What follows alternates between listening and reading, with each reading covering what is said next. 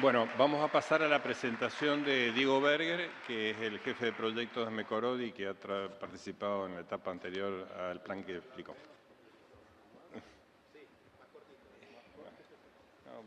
No, quiero decir por el protocolo que ellos hablaron más de 15 minutos. Yo voy a hablar menos, no te preocupes. ¿Dónde está el...? Con esto. Bueno, voy a hablar cuando hablamos la semana pasada con Javier sobre esta presentación y más que todo, si tengo que hablar de la planificación del sector hídrico es muy de, ¿cómo te puedo decir?, de manual. La parte técnica es bien específica y bastante se entiende. El problema, la pregunta de Javier era por qué no se pueden implementar los proyectos hídricos, una planificación. ¿Está bien? Entonces, con esto vamos. Esto cuando decimos cómo tenemos que planificar, básicamente es esto. Hacemos primero una planificación en macro, que sería tomar... ¿Pero hay aquí para señalar algo o no? No, ¿se puede señalar con algo? No tengo... ¿Un puntero? No, un puntero no llega. Un puntero. ¿Este? Y pero no da. ¿Dónde puedo hacerlo? ¿Le funciona? No. ¿Con este avance para allá? Sí, pero este... Y este no está. No funciona. No, porque no es... ¿No es ese? ¿Por dónde sale? ¿Que por atrás? Ahí está. ¿De dónde lo...? Ahí está. Bueno, ustedes pueden ver la... Sí, va a ser muy complicado con esto. ¿Qué? Sí, la primera parte... Primero se hace un estudio de la situación actual del sector hídrico y el balance hídrico. Y esa es la parte más difícil porque hay que empezar a acumular y recopilar toda la información existente. Cuando en todos los lugares que trabajamos dice hay un montón de datos, tenemos un montón de cosas.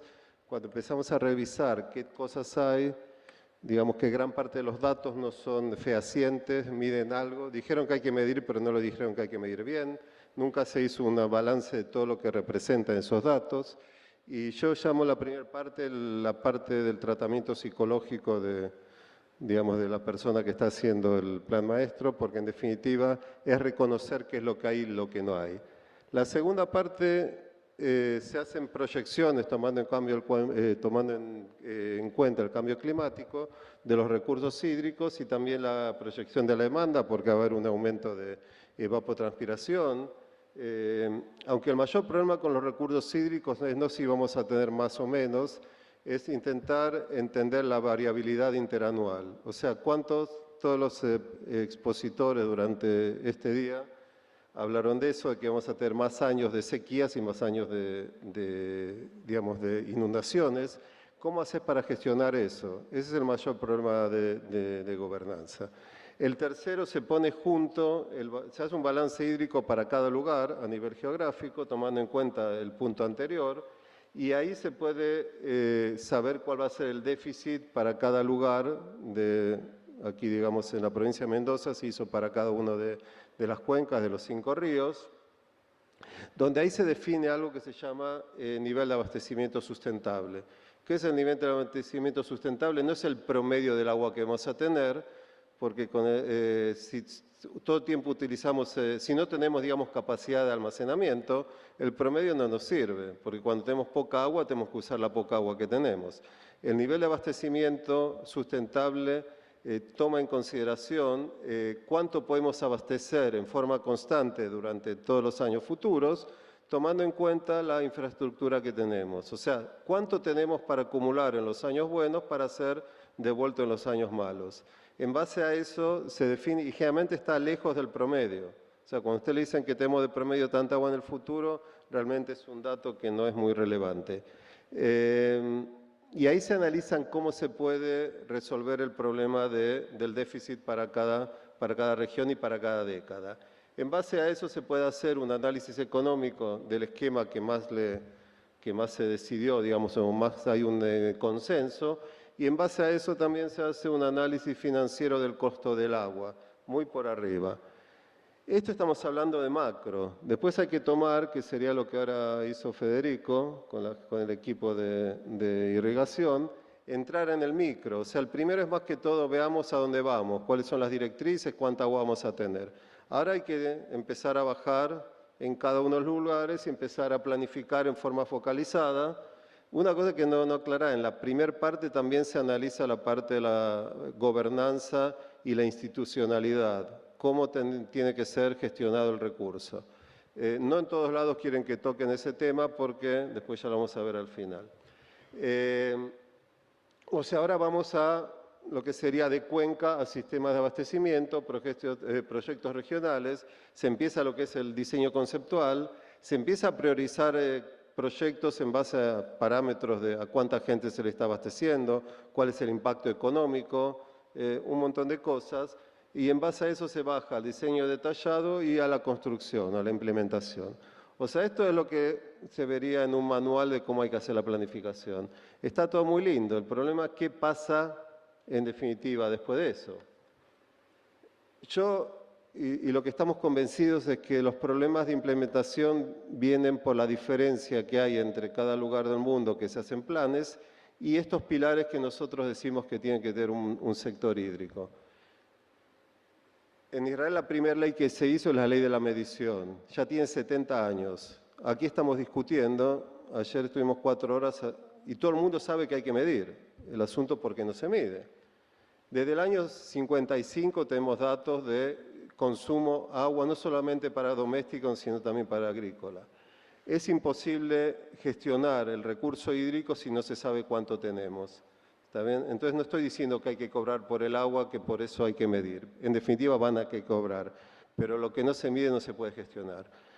Lo segundo, tiene que haber un marco jurídico legal bien claro. ¿A quién pertenece el agua? Que obviamente es un bien público y como en Israel tiene que ser gestionado para el Estado para el bien de todos. En cada lado pueden hacer una interpretación variada, pero tiene que haber una medición y un marco jurídico. Y los últimos dos pilares que nosotros creemos que son los correctos, es imposible gestionar nada, ningún sector y especialmente el sector hídrico, cuando hay muchos caciques. Tiene que haber un solo responsable, no puede haber 5 ministerios, el agua es una, los usos son variados, pero el agua estamos hablando de un solo recurso. Tiene que haber un solo responsable.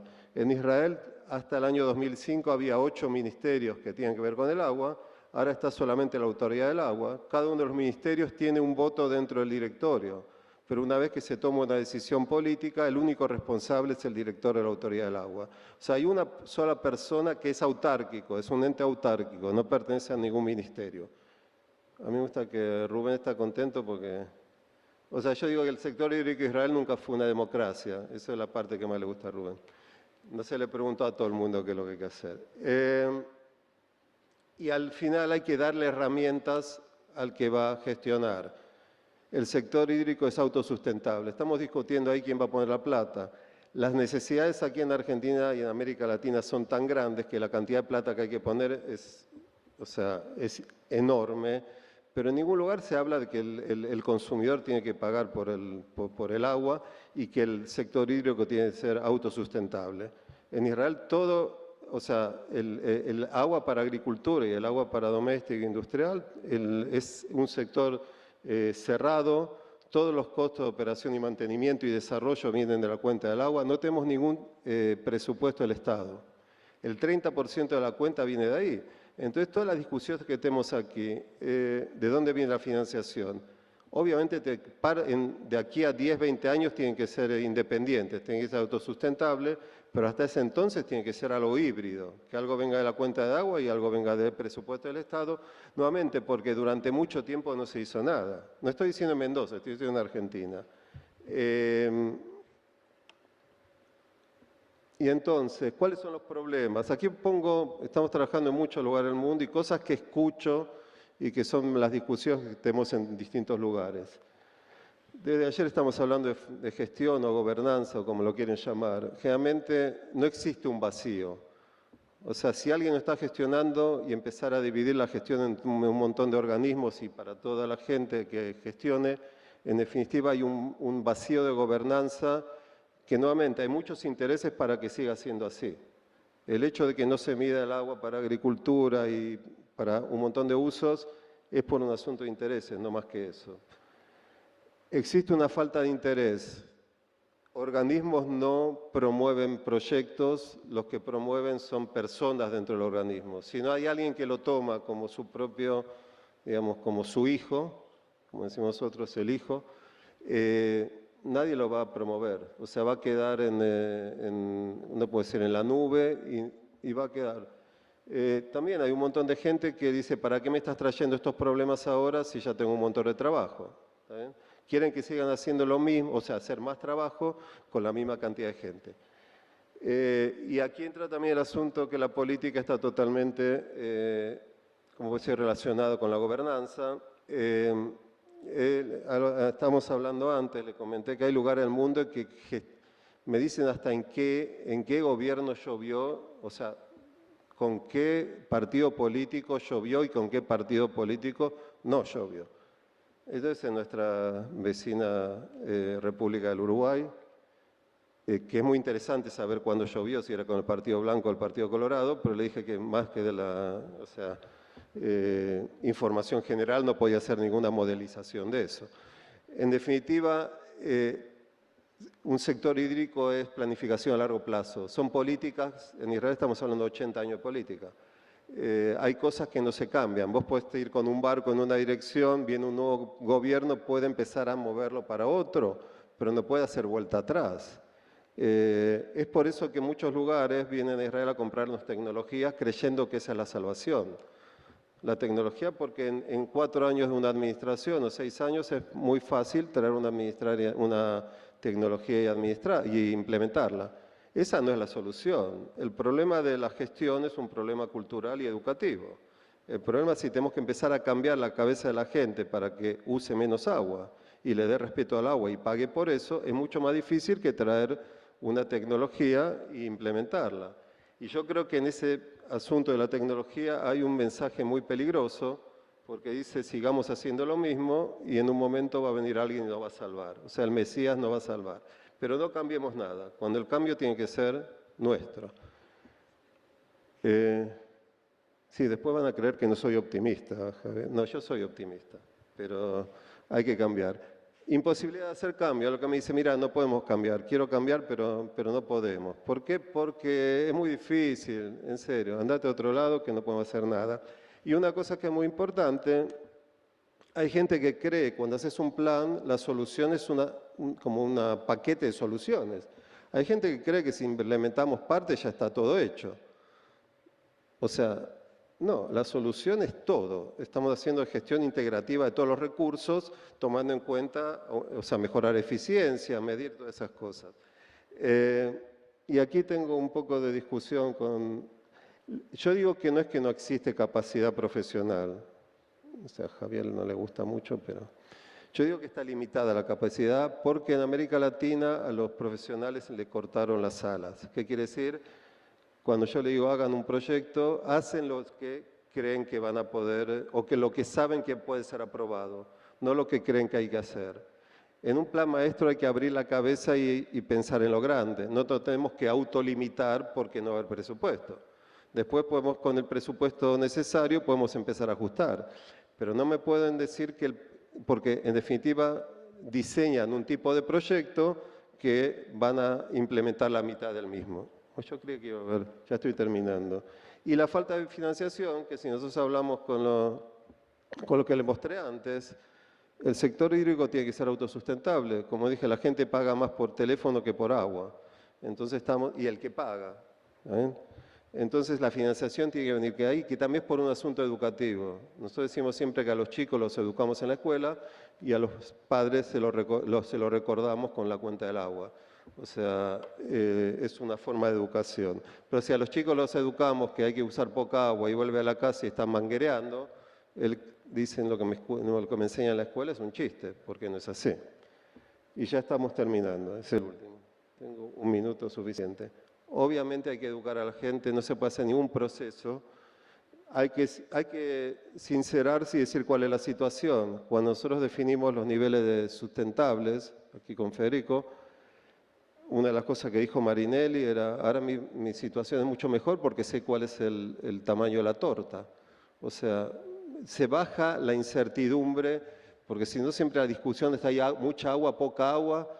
El plan maestro lo que tiene que hacer es bajar la incertidumbre y empezar a discutir sobre las cosas reales. O sea, la cantidad de agua, sabemos en qué dirección estamos yendo. Hay que hacer un diálogo pragmático. El recurso hídrico es el único sector en que se le pregunta al consumidor cómo tiene que ser gestionado.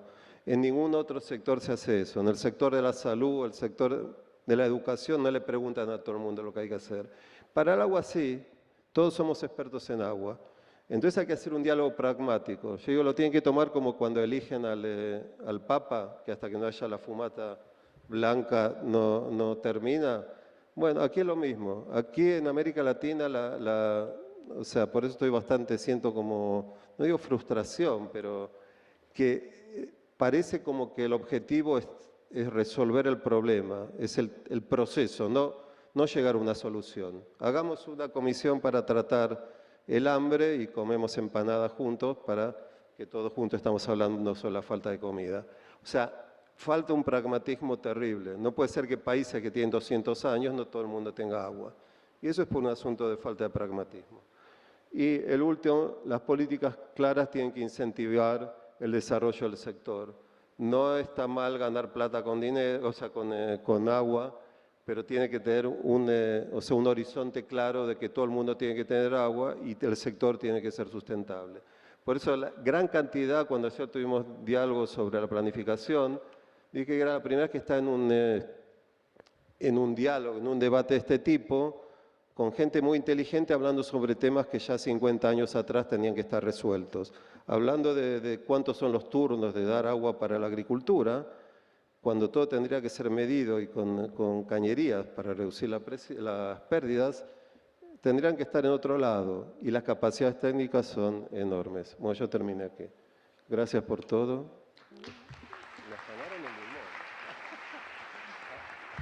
Alguien se llevó el limón que me habían puesto ahí. Bueno, muchas gracias, Diego. Muy realista y frontal sus conclusiones, muy útiles. Te agradezco.